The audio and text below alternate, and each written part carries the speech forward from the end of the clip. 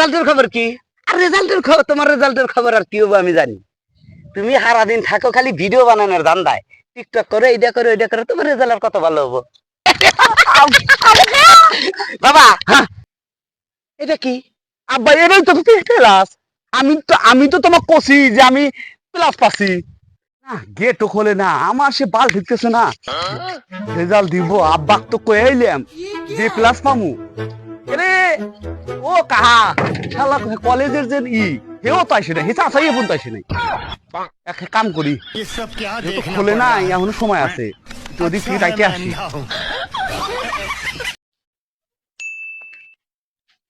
রে পা হাতে কি পাইছিল? কাউ তো দেখিও না, কামের জিনিস আছে, বাইক নিয়ে যাই, আব্বা তাও খুশি হবো নে। রেজাল্ট বান কি হয়, সারাদিন ঘুরছি খালি নেতা করে হাতে, যাই এরও নিয়ে গেলি তাও আব্বা খুশি হবো নে।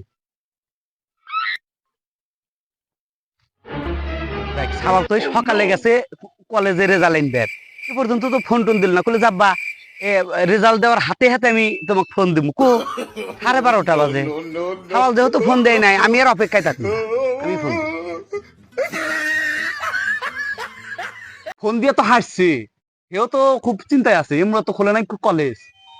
এই যে কত ফোন দিছে আব্বা।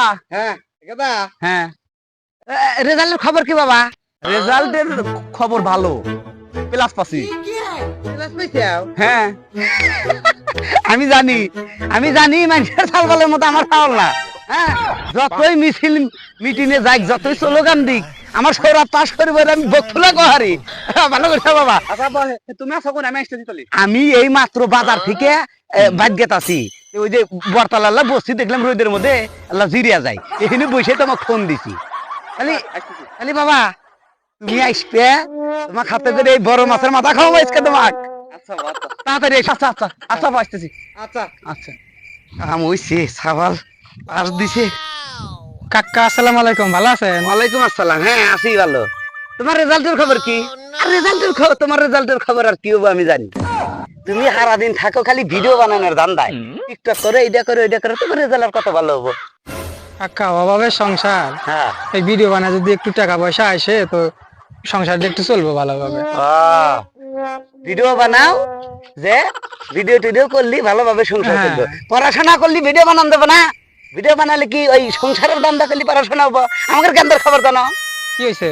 আমাদের গেন্দা সওয়াল তো কার দেখা দেখবো না, আমাদের গেন্দা এক চান্সে প্লাস পাইছে। আমার গেন্দা পাইছে প্লাস।